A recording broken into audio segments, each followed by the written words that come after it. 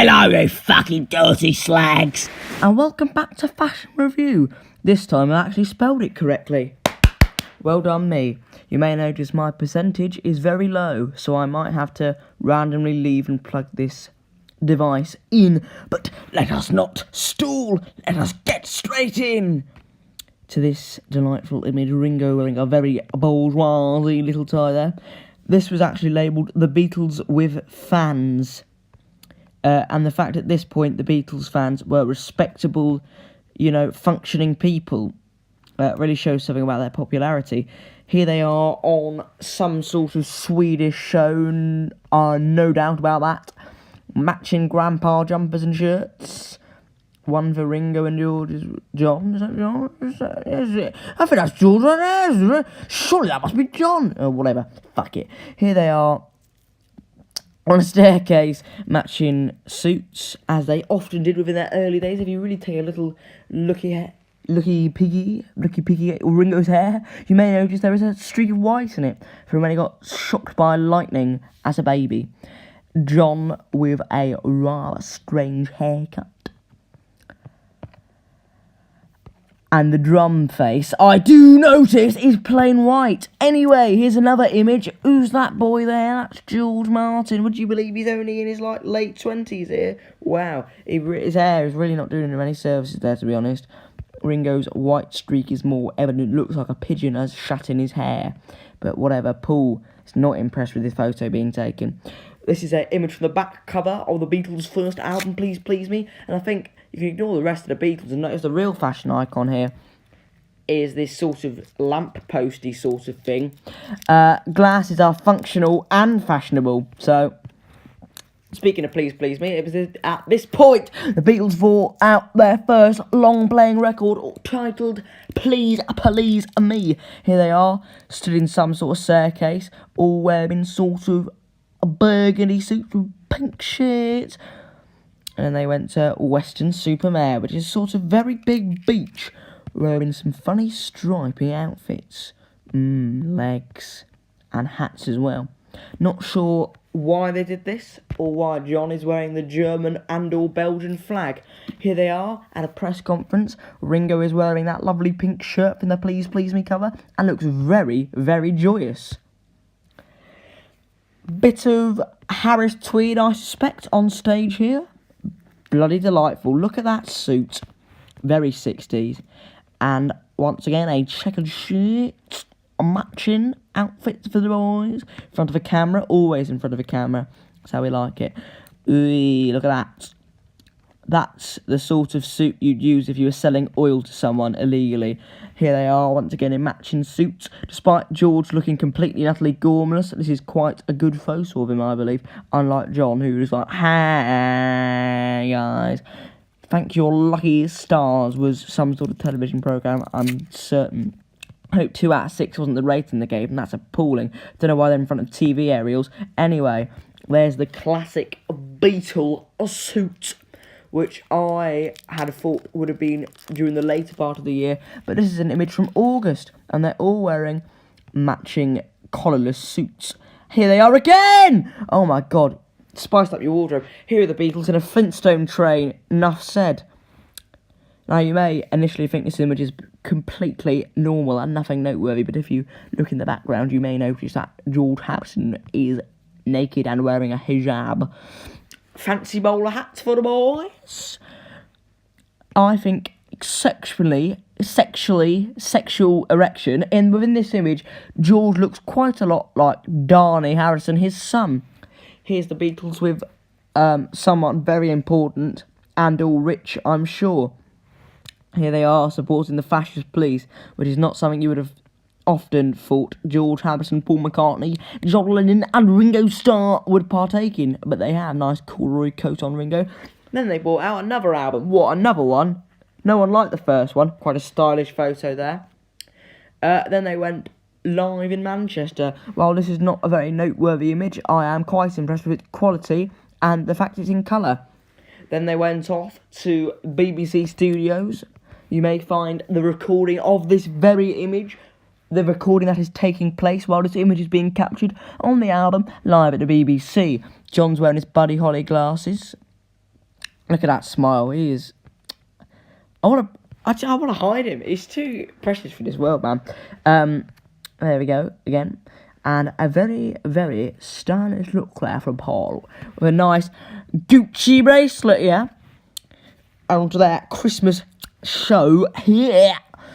George is wearing a hijab to show his Muslim heritage, and my nan's cardigan. Paul looks like Matt Smith out of Doctor Who without the bow tie. John is displaying some very nice facial hair, and Ringo's just Ringo, I guess. Back in, the Beatles all went to America with branding, buy our stuff.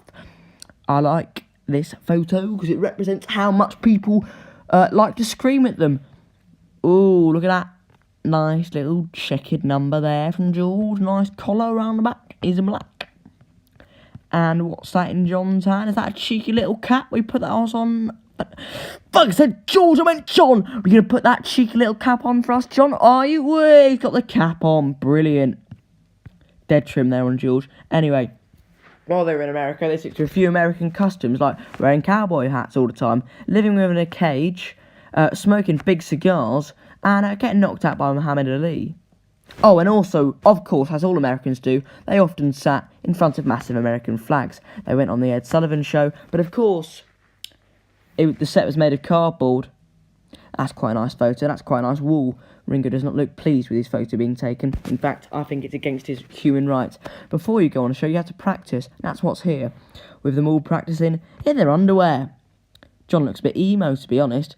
Get full details on George's hairy legs there. Christ. There's Jonathan Lennon with his sunglasses on indoors. Not good for your size at all. There's Jimmy Nichols, who was a substitute drummer for Ringo, despite the fact he looks perfectly well here. Yeah, Ringo, I can't play, can ya? Laziness, I call that. Here they are on a plane. Paul's clearly doing the walk of shame. That rhymed. Then, after America, after all that fuss, they just hopped off to Germany to wear some funny hats. Or was it France? Because they seem to be eating baguettes. That's quite a large hat, to be honest. Seems to have a miniature dartboard on it. And Paul's face looks like it's made of leather. Like this coat.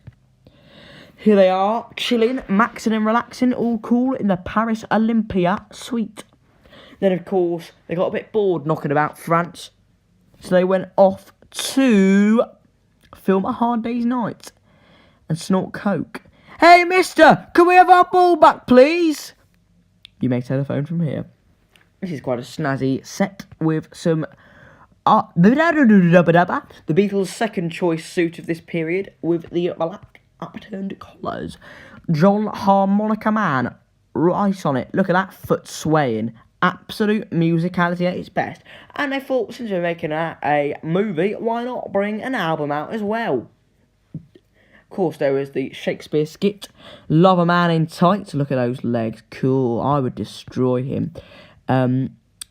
Obviously, they wore very stylish outfits, like This Is the Moon, You See.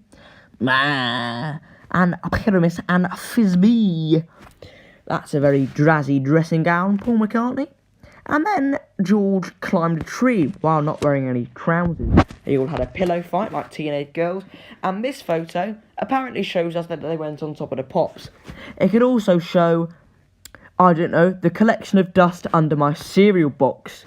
Another nice little checkered number from George, despite his deadest trimmus. And Jonathan wearing a nice cap. Here's the Beatles in casual attire with Jane Asher, or is it me? I'm not sure. Once again, with a nice yellow shirt from George. Nice striped number from Jonathan Lennon. And that's quite a fancy top on Paul as well, with some stripes. And John wearing the same shirt again. Stop wearing the same clothes over and over. George with a bit of stripiness as well. Seems to be contagious and a quite ugly dog. You may beg to differ. More stripes must be spreading like wildfire. Nice jazzy checkers from Ringo Starr. Once again appearing on Paul. And, Christ, it's the stripes again on Jonathan Lennon. Then Ringo went to bed in the hospital. And Paul met his plastic clone, Fulmer Charmley. George put his eyeballs in. This image is well remembered for being the thumbnail on the video Brackets. And they thought, I'm getting quite bored of knocking about with plastic men. Let's make another LP. And, stand in front of some lens flares. wear scarves. I relate to this image because it was rather cold when this picture was taken, as it was November. And when it's cold, my hair goes funny. Don't know if anyone else with long hair has this issue. Might just be me. And that's what appears to be happening to John here. With some very nice Wellington boots. Then they all got wrapped in chloroform. And Big John got his licence to drive. Ticket to ride. Paul McCartney with a funny coat on. Then they thought, you know what?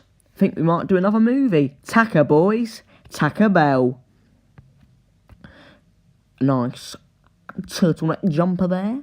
Jonathan looking very nice with his hair. I like it. They all went in the pool, but of course George was far too vain and disgusting and capitalist to get his hair wet, so he kept it above the water. John had a little trill in front of a striped background, not the stripes again, and then they travelled to the future. Is it 1980 or 1965? We may never know. Paul's greatest fashion moment, I do believe, YouTube. Fuck off. Nice, quite an Art Deco background on this image, but I like it. Despite the fact that they were in the Bahamas, I heard it was rather cold while filming, which is why George is wearing 3 shirts, but nowhere near as cold as the Swedish Alps. Or are they Swiss? I'm not sure. Here's George wearing a nice tracksuit, and then they returned to England to continue filming, where they got herded by a massive group of Scottish gangmen, as you do. Nice image of John, I think, with his hair looking rather like mine. Nice red shirt like Peter Capaldi. Then they went to the pub, like me, and joined the army, as you do, on a Sunday morning. Don't like those curtains. And then they were attacked by a hairdryer. Nice sleeveless suit. They thought, well, you know, we've made a movie, why not make an album out of it, as you do. And they filmed the iconic Help music video where Ringo sits on an exercise bike. Then Paul McCartney became a funeral director. And then they all got purple hearts, silver hearts, and went off to Into My Nan, otherwise known as Milan. Nice little shirt on Ringo there, with an outrageous amount of buttons, and Paul's crazy pattern tie. They returned with some souvenirs, I can see. I went on top of the Pops. Went to Shea Stadium, which is quite an iconic moment for the BBC Beatles. And, hold on, that jacket looks a bit familiar. There it is again. I wonder where that jacket came from. Was it the cover of Rubber Soul? Wow, done another album. Don't believe it. Then George went off and shagged a girl, became a hipster. So in love. I think that's a woman's shirt, to be honest. They did the video of a paperback rhinestone and Paul chipped his tooth. Boo, boo, boo. Something here, black turtleneck jumpers, top of the Pops again. Aren't wearing ties, so scruffy, boys, disgusting. I like these JAL sort of dressing gowns because I think it's nice to have clothes that represent a place you've been, like sort of a concert t-shirt, but for an airline. They got quite into Japanese culture, you know, wearing kimonos and all that, and did a crazy painting. I think my dad has that shirt. Then they went off to the Budokan, all that crazy striped suit, and also that one, which I think this is a very cool look, to be honest. They all came back. George looking quite funky-dunky there. Visited India with some very nice Pakistani taxi drivers. Funky glasses from George, and here they are again. Funky shirt as well. Spotty shirt from Ringo, spotty like me, and with some nice cups of orange juice, I hope. Paul looking quite amused, and John looking like he works in a used car dealership. They all went a bit high at this point, and wore some crazy patterns. George looks quite doe-eyed. Here's a selfie from the Beatles' final concert, and after which they made Revolver, and after which John buggered off from the group, got a haircut, was in this movie called How I Won the War. I think this looks quite attractive. Nothing beats a good vest. Looks like it's covered in sand. I can feel this image, and it hurts me. Sand is so sharp. Then they went off to the Swiss Alps in a car. Man, he looks like Forrest Gump there. And here they are at the end of 1966, looking quite like their 1967 selves. They had all become individual personalities by this point. George was fucking homeless.